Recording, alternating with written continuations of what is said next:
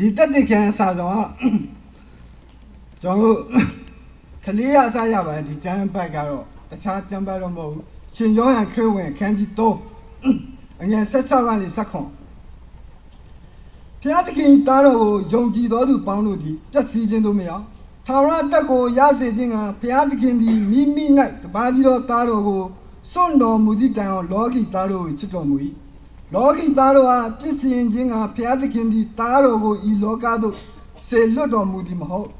လောကီသားတို့သည်ကိုရောအဖြစ်ကယ်တင်ခြင်းသို့ရောက်မည်အကြောင်းဖြင့်ဆေလွတ်တော်မူ၏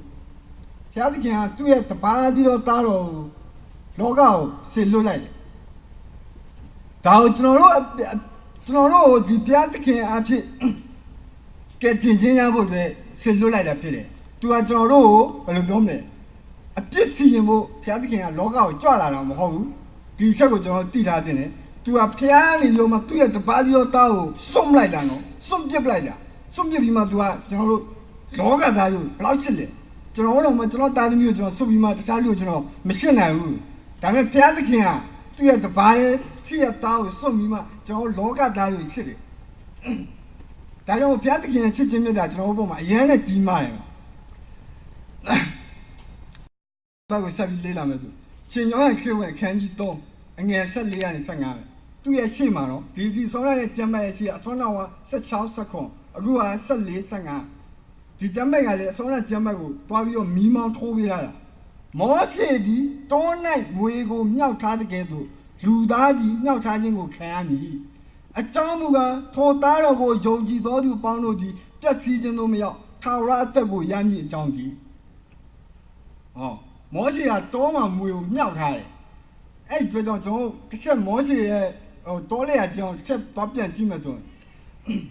တောလေရကျန်21အငယ်8ကနေကိုထာဝရဘုရားကလည်းမီးမွေရုပ်ကိုလှုပ်၍တိုင်ပေါ်မှာမြောက်ထားတော့အကြိုက်ခံသောသူတိုင်းကြည့်ချူရင်အသက်ချမ်းသာရလိမ့်မည်မောရှေကမိန့်တော်မူသည့်အတိုင်းမောရှေသည်ကျေးဝါဖြင့်မွေရုပ်ကိုလှုပ်၍တိုင်ပေါ်မှာမြောက်ထားပြီးလျှင်မွေကြိုက်ခံသောသူမည်ဒီကကျေးဝါမွေရုပ်ကိုကြည့်ချူသောအဖြစ်အသက်ချမ်းသာရကြ၏ဟောသူတို့ဘာလို့ဒီမွေရကြိုက်လဲဆိုတော့သူတို့ကအေရုံကြီးကိုဘုရားသခင်ဆေလို့တယ်အေရုံရဲ့ပင်လေလက်ကြီးကအင်မတန်မှကျန်းတယ်ကျန်းတဲ့ခါကျတော့သူတို့ကဘုရားသခင်ကိုကနန်ကစံလုပ်တယ်ငါတို့ဟိုစားရဒီအခုတို့မှာပဲပေးတင်လိုက်ပြီးရပဲငါတို့ဘာလို့ဒီလိုဒုက္ခဆင်းရဲတော်ကြီးမြတ်မဲမှာတင်စီချမ်းတော့မောရှေကိုကလန်ကဆန်လုပ်တယ်ဖျားသခင်ကိုကလန်ကဆန်လုပ်တယ်တွားပြောမောရှေကိုနေ့ဖျားနဲ့တွားပြောအခုတွားပြောတော့မောရှေကလည်းသူဘာပြောတတ်မလဲမပြောတော့ဖျားသခင်အင်မတန်မှအမျက်တော်တာထွက်တယ်အင်မတန်မှအမျက်တော်တာထွက်တော့ဒီလူတွေအားလုံးဖျားသခင်ကကဲမီးမွေနဲ့အသက်ဆုံးအောင်ရောက်သူလုံးမယ်ဆိုမီးမွေကိုသူဖန်ဆင်းပြီးသူလွတ်လိုက်တယ်အမှမီးမွေရောက်လာတော့သူတို့ကြိုက်ဟောအဲ့ဒီကြောင့်သူတစ်ခါဖြစ်လာမြောဘာလဲဆိုမောရှေမှာငါ့မီးမွေကြိုက်ပြီးတော့တရားတော့မယ်ဘယ်လိုလုပ်လဲအကြောင်းမောရှေကတခါဘုရားသခင်ကြီးကိုပြန်ပြီးဆက်ခဲ့တယ်အော်ဘုရားသခင်ကမီးမွေအဖြစ်လူတွေတည်ကြတော့မယ်အကောင်လုံးတည်ကြပြက်စီကြတော့မယ်အကြောင်းဘုရားသခင်ကဘာလို့ခိုင်းလဲဆိုတော့ကျေးဝါရုပ်ဖြစ်မွေရုပ်ကိုလောက်ခိုင်းတယ်မွေနှစ်ကောင်ဥပမာကျွန်တော်အခုကပတ်ကျမ်းမာရေးဌာနအသုံးပြုထားတယ်နော်အကောင်လုံးလည်းသိကြမှာပါဒီမွေလောက်ကက်တိုင်းလေးမှာမွေရုပ်လေးလှုပ်ပြီးတော့လေအခုကျမ်းမာရေးတစ်စိတ်တွေမှာသူတို့အသုံးပြုတယ်ဒါဒဏ္ဍာရီစကားမဟုတ်နော်ဒါနှုတ်ကပတ်တော်တွေကလာတဲ့စကားအဲ့ဒီမှာမောရှေကဒီလောက်ကက်တိုင်းမှာလှုပ်ပြီးတော့လောက်ကက်တိုင်းကိုကြည့်ခိုင်းတာမဟုတ်ဘူးသူကြည့်ခိုင်းတာမွေရုပ်ကိုကြည့်ခြင်းအပြင်အစောကမွေကြိုက်ခံတဲ့လူတွေအားလုံးဟာအသက်ချမ်းသာခြင်းကိုရတယ်အသက်ချမ်းသာခြင်းကိုရတယ်အဲ့ကြောင့်မို့တနေ့တစ်ချိန်မှာလူသားဖြစ်ကြွလာမယ်ဘုရားသခင်အဖြစ်ဘုရားသခင်ကိုလောက်ကက်တိုင်းမှာသူတို့ရိုက်မယ်တတ်မယ်ဟုတ်လားအဲ့ဒီချိန်မှာကျွန်တော်တို့လောက်ကက်တိုင်းကိုကြည့်ခိုင်းတာမဟုတ်ဘုရားသခင်ကိုကြည့်ခိုင်းတာဘုရားသခင်ရဲ့တားတော်ကြည့်ခြင်းအဖြစ်ကျွန်တော်တို့ဟာအပြစ်လွတ်ခြင်းအခွင့်ကိုရမယ်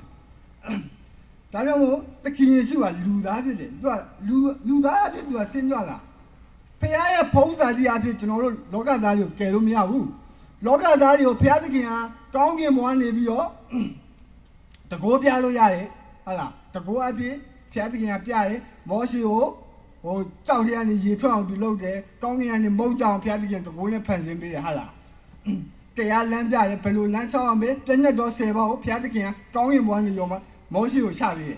းဒါပေမဲ့ကျွန်တော်လူသားတွေအတွက်ဖျားသခင်ကကောင်းကင်ဘုံကနေပြီးတော့မှကိုစားအသိခံပေးလို့မရဘူးဟုတ်လားဘာလို့လဲသူကဖျားသခင်ကဖုံးစည်းစိမ်အပြည့်ရှိတယ်ကျွန်တော်လူသားရဟောအောင်မှာပဲရှိတယ်ကျွန်တော်တို့ကသူကောင်းကင်ဘုံကတည်ပြီးလဲကျွန်တော်တို့ကဘာဖြစ်မလဲအပလာပဲဟုတ်လားဒါကြောင့်မို့သူကလူသားအဖြစ်နဲ့ဖျားဖုံးအဖြစ်လူသားဖြစ်နဲ့လောကကိုကြွလာပြီးတော့မှလူချင်းဖြစ်သွားတဲ့အချိန်မှာကျွန်တော်တို့ရဲ့အပြစ်တွေကိုသူကိုစားအသိခံပေးလို့ရမယ်ဒါကခက်တော့လောကကိုကြွလာခြင်းအဓိကအကြောင်းရင်းပဲဘာလို့ကျွန်တော်ဒီကြောင်းပြောလဲဆိုတော့ကျွန်တော်နေဆက်ဒီမဲဆောက်မှာကျွန်တော်ရောက်တဲ့အချိန်ကကျွန်တော်ယုံကြည်သူတယောက်ကိုကျွန်တော်မေးဘူးရနော်ကျွန်တော်အဲ့ချိန်ကကျွန်တော်မပြောင်းလဲသေးဘူးကျွန်တော်ဗုဒ္ဓဘာသာပဲရှိသေးတယ်သူတို့ကနေရဖျားသခင်ဖျားကြောင်းတက်တယ်ကျမ်းစာဖတ်တယ်ဆုတောင်းတယ်အပတ်စဉ်နဲ့သူလုပ်တယ်ကျွန်တော်အရန်နဲ့သူတို့တက်တော့အားရတယ်အားရကျွန်တော်လေ့လာတယ်မေးကြည့်ရသူနော်တော့ဒီခရစ်ယာန်တွေတည်လို့ရှိရင်ဘယ်ရောက်မလဲဆိုတော့သူ့မှာဖြေမရှိဘူးအိုးရဲ့ဖူးဖွေးပါရဲ့လေကျွန်တော်ခေါ်အဲ့တော့ကျွန်တော်သမီးလေးရှိသေးတယ်ဖူးဖွေးပါရဲ့ကောင်းတာလုပ်တဲ့လူကတော့ကောင်းတဲ့စီပဲရောက်မှာပေါ့တဲ့မကောင်းတာလုပ်တဲ့လူကတော့မကောင်းတဲ့စီရောက်မှာပေါ့ဟုတ်လားဒါဆိုရင်ကျွန်တော်ကိုယ်ဝင်နေတဲ့ဗုဒ္ဓဘာသာနဲ့ပါထူးတယ်အတူတူပဲဟုတ်လားကောင်းတာလုပ်ရင်ကောင်းတာရမှာဟုတ်လားအတူတူပဲကျွန်တော်ဗုဒ္ဓဘာသာဆိုတရားပို့တော့ကောင်းတယ်ဟုတ်လားဘာဖြစ်တယ်ပေးလူရမယ်ဘယ်လိုဖြစ်တယ်ဆိုအတူတူပဲပေါ့ကျွန်တော်စိတ်ချအဲ့ဒါကြောင့်မင်းခက်တော့လောကဘာလို့ကြွလာလဲသူ့မရောသူမဖြစ်တဲ့တော့သူ့မင်းကြီးဖះကိုယုံလားဆိုသူယုံနေတော့အသေးယုံတာဖះကိုယုံလားယုံနေအသေးယုံနေဘယ်လိုယုံလဲသူမပြောတော့ဖះသခင်ယေရှုဘာလို့လောကကိုကြွလာလဲသူဟာအသေးခံဖို့အတွက်ကြလာတယ်အဲ့လိုမျိုးပဲတကယ်တော့ယေရှုလောကကိုကြွလာတာဒီမှာထိုင်နေညီကောင်မောင်နှမအရောက်စီတိုင်းအသက်ကိုကယ်ဖို့အတွက်ကျွန်တော်ရဲ့အသက်ကိုကယ်ဖို့အတွက်ယေရှုဟာလောကကိုကြွလာခြင်းဖြစ်တယ်ဟုတ်ပြီလားကျွန်တော်ဒါလေးကိုပြန်ပြီးဝင်ငှတက်ဖို့တော့လိုရနော်တခါကျရင်ကိုယ်ကယုံကြည်သူပဲဖះကိုယုံလားမင်းအပြေယုံတယ်ခက်တော့ကြောင်ပြောဆိုရင်မပြောတတ်တော့ဘူးဘယ်တော့မှခက်တော့တို့သိရပါလေနွားစကွာပဲတခါလာလေနွားစကွာမှာမွေးဖွားခြင်းဒီဇင်ဘာဆိုဒါပဲနွားစကွာကနေတော့တို့အတိအမတက်လာတော့ဘူးဒါကြောင့်မို့ခက်တော့လောကလူသားဖြစ်သူကြလာကျွန်တော်အပြစ်ကိုကယ်ဖို့လေဆရာဟိုတခါကျွန်တော်လက်ဆောင်ပေးရစာအုပ်ကိုကျွန်တော်ဖတ်ကြည့်တော့အဲ့မှာတခုကျွန်တော်တွေ့ရနော်အခုကျွန်တော်ဝင်ရမယ့်ကျမ်းပိုင်းနဲ့တွားပြီးတော့တက်ဆိုင်အင်္ဂလိပ်မှာဘူချုပ်တယောက်ရှိတယ်တဲ့ဒီဘူချုပ်ကအင်မတန်မှသူကတကောအာနာထက်မြက်တော့သူ့တိုင်းသူပြည်သားအားလုံးကသိစေခြင်းတဲ့ခါကျတော့သူရဲ့ရုပ်ထုအကြီးကြီးသူလှုပ်ပြီးတော့သူ့တိုင်းသူပြည်သားအားလုံးသိအောင်ရုပ်ထုအကြီးကြီးထုရောမှာသူရဲ့ပုံသူရုပ်ထုထုရောမှာမျိုးတယ်မှာထားတယ်တိုင်းသူပြည်သားသူကနောက်နေ့ကျတော့သူ့ကိုသိလားဆိုတော့တိုင်းပြည်တော့ဝင်ကြည့်တယ်တရားမှသူ့မသိဘူးဟာငါရုပ်ထုအကြီးငါအမိငါထားတော့ငါမလို့သိတယ်တခါအဲ့ရုပ်ထုထူရဲ့လူကိုသူပြန်ခေါ်ပြီးတော့ငါ့ကိုတောင်းမသိကြဘူးကဲဘယ်လိုလုပ်မလဲငါ့ကိုသိအောင်နင်တို့အဖြေရှာကြဆိုဘာလို့လဲတကယ်ပညာရှိရဲ့လူကသူစဉ်းစားလိုက်တော့သူဘာတွေ့လာလဲဒီလူရဲ့ရုပ်ပုံသူလေးပကြီးကိုဆွဲပြီးတော့သူကဘာလို့လဲအဲ့ချိန်ရင်းမှာတွားကတ်ထားတယ်နောက်နေ့ဒီမှာရှိတဲ့လူသားတွေရောက်လာအဲ့တိုင်းပြည်သားတွေရောက်လာတွားကြည့်တယ်ပုံကပါလေသူနဲ့ level တန်းဖြစ်နေလေlevel တန်းဖြစ်တော့ဒါငါတို့တိုင်းပြည်ရဲ့ဘူချုပ်ကြီးပါလားသိပါပြီအစောလောက်သူကအမြင့်ပေါ်မှာသူ့မြင်မလားမသိဘူးတရားမသူမသိဘူးနောက်နေ့ကျတော့သူတိုင်းပြည်တော့ထွက်တယ်ဟာသူ့အကုန်လုံးဒီဟာငါတို့ဘူချုပ်ကြီးဆိုသူ့ကိုဘယ်လိုလုပ်သိလဲဆိုသူတွားကြည့်လိုက်တော့သူ့ရဲ့ပုံချင်ရင်မှာသူ့ရဲ့ပုံလူဓာတ်ပုံလေးတွေပြတ်ထားတယ်ဒီနေ့ဘုရားသခင်ကဒီလိုပဲမြင့်ပေါ်ကနေရုံမှာကျွန်တော်တို့အတွက်ကိုစားအသိခံပေးလို့မရဘူးလောကကိုကြွလာပြီးတော့မှအသိခံပေးတာသူကလူသားဖြစ်တယ်သူကလူသားဖြစ်တဲ့ကြောင့်ရှမာကုတ်ခေဝင်ခန်းကြီး15အငယ်34တောင်းချက်ဒီချိန်နဲ့ယေရှုကအေလိယလာမချာပတာနိဟုသောကြီးသောတန်နှင့်ကြွေးကြော်တော်မူ၏အနက်ကအကျွန်ုပ်ဖျားအဘဲကြောင့်စွန့်ပစ်တော်မူသည်ဟုဆိုသည်ဆောင်းတော်ကရှင်ယောဟန်မှာသူဘယ်လိုပြောလဲငါတပါးတိတော့တားတော့စွန့်ပစ်ပြီးမှလောကီသားလေးကိုရှစ်တယ်အခုသခင်ယေရှုလည်းရောက်ပြီသခင်ယေရှုကပြောပြီလူသားဖြစ်ကြငါဖျားငါ့ကိုဘာကြောင့်စွန့်ပစ်တာလဲငါ့ကိုလောက်ဝက်ကန်မှာဘာကြောင့်စွန့်ပစ်တာလဲဆိုသူပေါင်ဒါသူလူသားဖြစ်ကြောင်းသူကဖြစ်ချောင်းသူပြတာနော်ဘုရားသခင်ကသူ့စကားနားမညောင်းတာမဟုတ်ဘူးအစောကကျမ်းပိုင်းနဲ့သွားဆက်မြောက်လို့သူကကြွလာခြင်းဖြစ်တယ်သူကလူသားဖြစ်တဲ့ကြောင့်ကျွန်ုပ်ဖျားအဖြစ်သူကဖြစ်ချောင်းအောင်သူပြပေးတ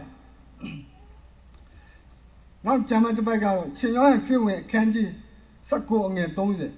ယေရှုသည်ပုံရိပ်ကိုခံပြီးမှအမှုပြီးပြီဟုမိန့်တော်မူလျက်ခေါင်းတော်ကိုငတ်ဆိုင်၍အသက်တော်ကိုစွန့်တော်မူ၏ဒီကနေ့ကြောင့်သူများစွာ耶稣，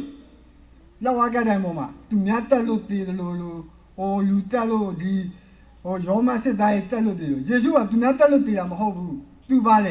知道啊，但是追着的，啊冇比比，我看没啊冇比比，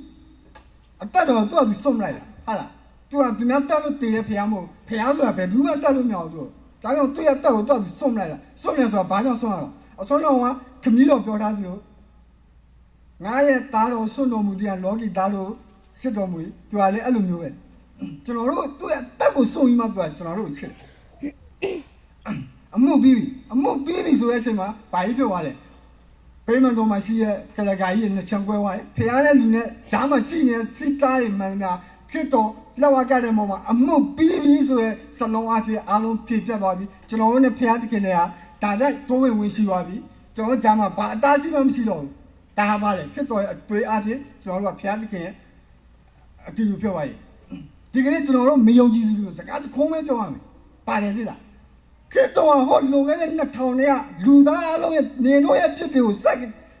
开比比说叫票位，啊，把来，就那个偏的看好弄个那头做嘞，就那个不丢啥嘞，就那所以偏的，这得啥开了，就那么对个喏，我对了嘛。俺那做厂里老百姓的，那咱们只能别嘛今年没用技术的知道吧？还是干这个表面，你弄别的这偏的看对看眼比比，然后你弄对呀没？对呀呢，对了哇，偏要用技术偏来的哈。啊，没比比就表完嘞，就说偏的看没就熬完了说三两熬完了，后来就三两来熬完了。所以讲就说。偏的看把这个路西的，就那不谈拿着不谈拿着有么所以，偏的看路路的钢筋包呢，这是我这个业绩包呢，这是我买的咯。偏的看把这路西的，这下子啊，先别路奥拉萨主力上看见多，眼高，牙肉的啊白肚嘛，那别西呗，这他妈路的老大也是这样啊，路路西呗，牙肉个底看到没？哦，牙肉的。就那个，个爸爸妈现在路啊，阿罗偏的看嘛，别西西就，阿罗老大爷我偏的看阿罗西，多阿偏就那个偏的看，谁比底看呢咯？偏的看抓了没路标呢？但那个毛路偏的看底看呀，个爸爸妈现在路阿罗偏的看，你家咯对了，偏的看底看没上。大家我知道那时候。北京的空安亚洲的江北的这边我知道北京的，假如在山下那个地方看见俺是俺上，对南的干那边他那偏过下家了，你到目的干那边手当不成拿了丢家了，这些地方叫偏的给我下路对下面谁偏的，啊，我这边现在你个忙来阿罗偏的给我下对他比，大家我讲话你们要你偏的给你们。大家我知道啊，把路要偏的个啥干的，手当不成拿了丢家了，啊，黑山那个地方看见俺在眼上，这个就标准拿了，去到老家抓来了，就老家打阿了，个个看，去到俺这种对看眼比老外个的嘛，这个去到找没人，哦，吃的路走的路没地了娘了，用了没？没怎么用的，这路没有平时